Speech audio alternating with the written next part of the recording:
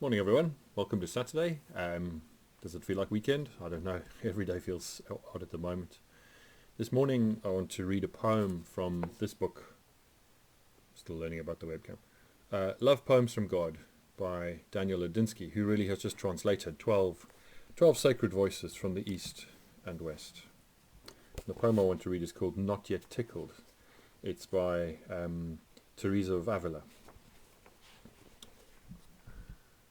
How did those priests ever get so serious and preach all that gloom? I don't think God tickled them yet. Beloved, hurry. This book is precious because it was given to me by, well, I want to say one of my best friends, but then lots of people called Barry Marshall one of their best friends. He was a colleague in South Africa. He died very tragically 11 years ago, leaving behind an extraordinary ministry and Elaine and two small children. Barry's one of the people who taught me, I guess, by just watching him, how to both remember to grab hold of deep truths and express deep things in leading a church and being part of conversations that are about life's big questions, as well as retaining humor and humanity, really, but just being human in the midst of communicating. Quite a lot of church seems quite officious and solemn and somber, which I don't think it always needs to be, probably hardly ever as much as it is. But the importance of the deep things really matters, that as much as we might want to enjoy ourselves at church, want to enjoy conversations about faith, want to laugh as well as be moved, it is about deep things that we fundamentally shape our life around. Deep questions, deep exploring, deep mysteries, deep relationship.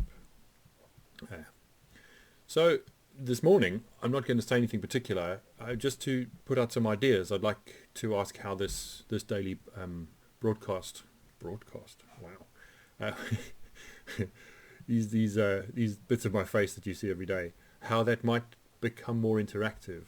Because I don't just want to spend the next however long finding a poem or a reading or a theme and just, basically thought for the day, and you all just digest it. I'd like to ask what the things are we'd like to explore together, because I do want to use this to do what is hard to do often in the regular church's life, which is pause to go deep in the midst of our busyness. One of the things I'm discovering about YouTube when you have a channel is that you have access to analytical tools. So you can have a look and see how many people have viewed your video. You can't see who they are. But it also shows you things like how long they watched for on average. And it's quite interesting that over the last 4 days when I've posted, the average viewing time has been half of the length of my video. Now, I don't quite know what to make of that. But, it does raise some questions for me. Do I talk for too long?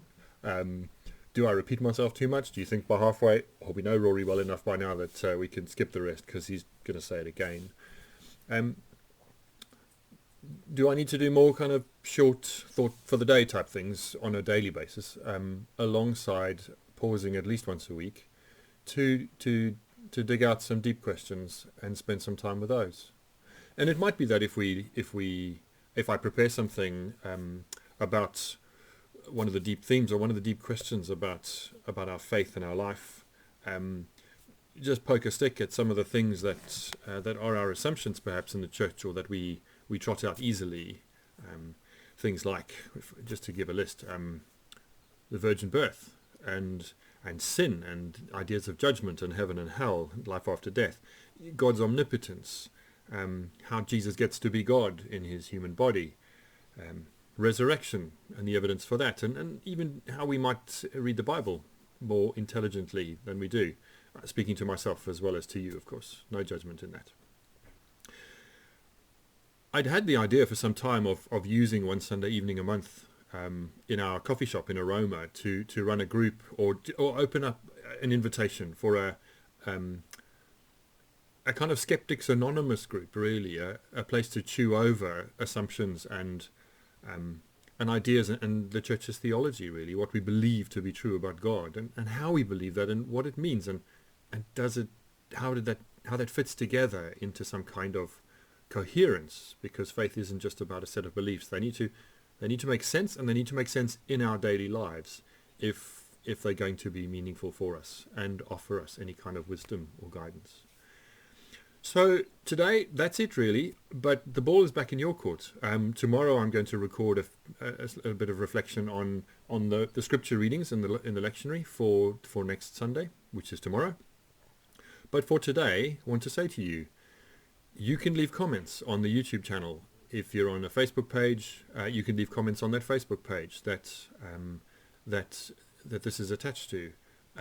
Let's interact about this. Let's give ideas, thoughts, things you'd like to see. Do I talk for too long? Just let me know. I'm really not going to be offended by any advice about how this can be most helpful for the most people.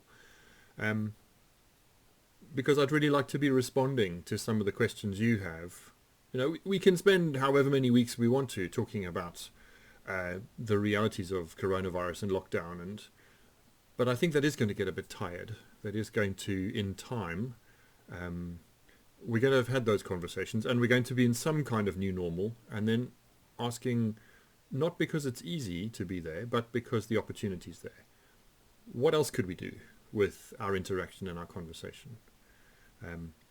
I've signed up to get a sort of a hosting license with Zoom, which means that if it makes sense for me to do some kind of sort of mini lecture, sounds probably more boring than I hope it would be, that then we could set up a time where as many people as wanted to, up to 100 people could kind of log into Zoom, and I can send out an invitation as part of an attachment to any of the screens as a comment on this, and we can have a conversation then face to face if you've got a webcam, and chew things over, because I'd really like to do that, because that's a huge part of the gift of this time. And again, I use the word gift very carefully, but part of the opportunity that's slowing down and stopping and only having this kind of medium gives us is that the usual busyness and rush that keeps us from the deep questions is set aside. And where it's helpful for those of you who'd like to, we might get to do some exploring together in a way that's fun and engaging and shaped by you, not just by me. I've known a lot of priests who needed a good tickle.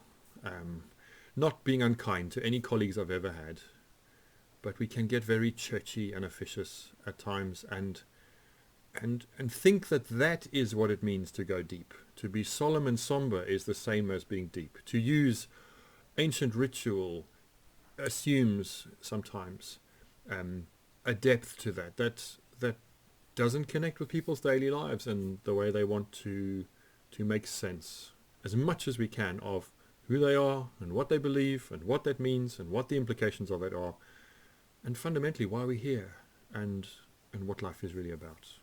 So I'm up for that. If you're up for that, let me know. Quite a lot of you have commented alongside those who've watched half and then said, skip the rest.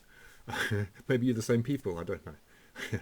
But a lot of you have sent me really lovely comments just saying thank you for this and it's really helpful and you're sharing it and passing it on, and that's the point, to do that. But beyond the thanks and beyond the gratitude, what can we explore? What can we wrap our brains and our lives and our faith and our time around as questions for us to spend some time with? So have a think. Write some things down if you want to.